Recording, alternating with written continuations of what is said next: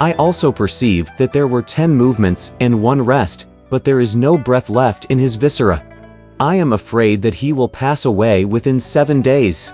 When the various ministers heard this statement, they paled with fright. In this state of alarm, they again heard that Taizong had summoned Xu Mogong, Hu Guogong, and Yu Qigong to appear before him. The 3 ministers hurried into the auxiliary palace, where they prostrated themselves. Speaking somberly and with great effort, Taizong said, "My worthy subjects, since the age of 19, I have been leading my army in expeditions to the 4 corners of the earth. I have experienced much hardship throughout the years, but I have never encountered any kind of strange or weird thing. This day, however, I have seen ghosts. When you established your empire," said Yu Qigong, "you had to kill countless people. Why should you fear ghosts? You may not believe it," said Taizong. "But outside this bedroom of mine at night, there are bricks thrown and spirits screaming to a degree that is truly unmanageable.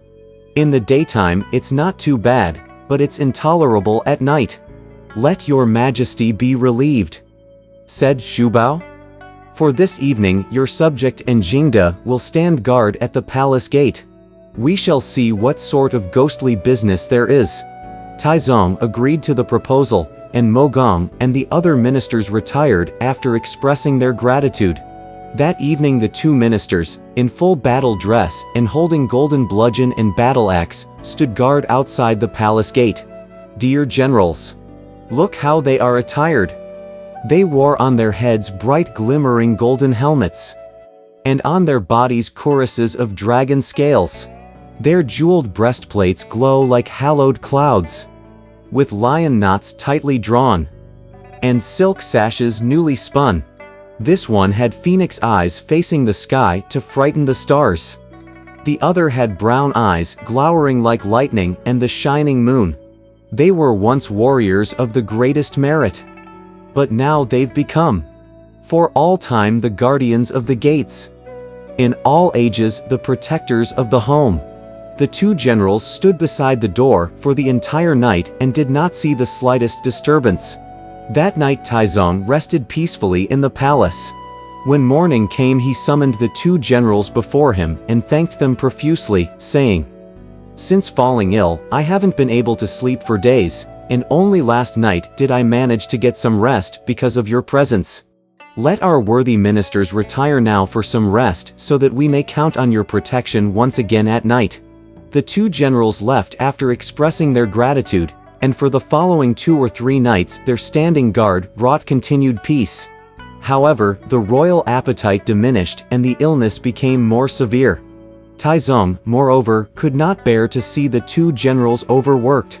So once again he called Xu Bao, Jingda, the ministers Du, and Fang into the palace, saying to them, "Though I got some rest these past 2 days, I have imposed on the 2 generals the hardship of staying up all night. I wish to have portraits made of both of them by a skilled painter, and have these pasted on the door, so that the 2 generals will be spared any further labor. How about it?" The various ministers obeyed. They selected 2 portrait painters, who made pictures of the 2 generals in their proper battle attire. The portraits were then mounted near the gate, and no incident occurred during the night. So it was for 2 or 3 days, until the loud rattling of bricks and tiles was again heard at the rear gate of the palace. At dawn the emperor called together the various ministers, saying to them, "For the past few days there have been, happily, no incidents at the front of the palace, but last night the noises at the back door were such that they nearly frightened me to death." Mogong stepped forward and said, "The disturbances at the front door were driven off by Jingda and Xu Bao. If there is disturbance at the rear gate, then Wei Jing ought to stand guard." Taizong approved the suggestion and ordered Wei Jing to guard the rear door that night. Accepting the charge, Wei donned his full court regalia that evening. Holding the sword with which he had slain the dragon, he stood at attention before the rear gate of the palace.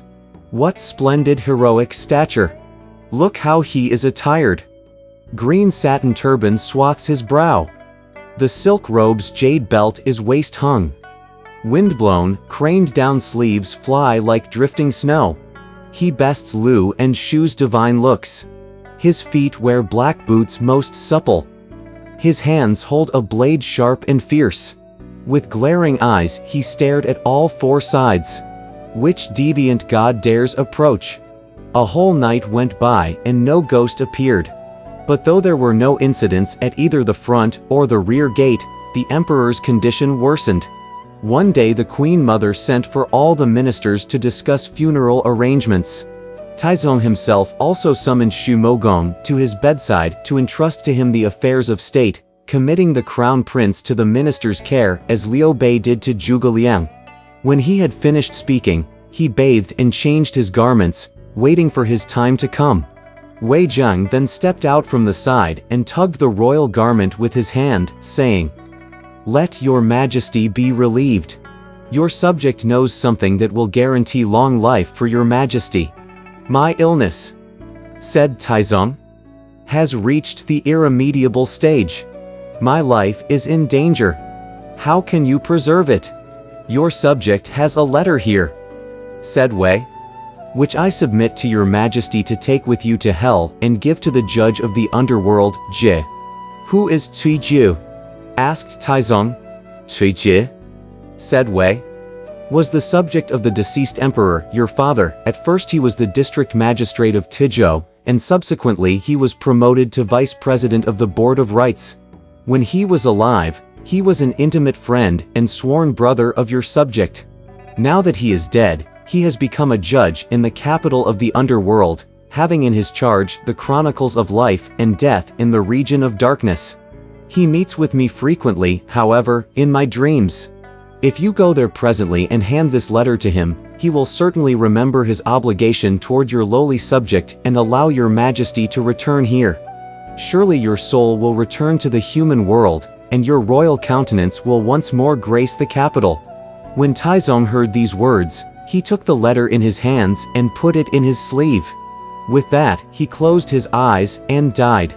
Those queens and concubines from 3 palaces and 6 chambers, the crown prince and the 2 rows of civil and military officials, all put on their mourning garb to mourn him, as the imperial coffin lay in state at the Hall of the White Tiger, but we shall say no more about that.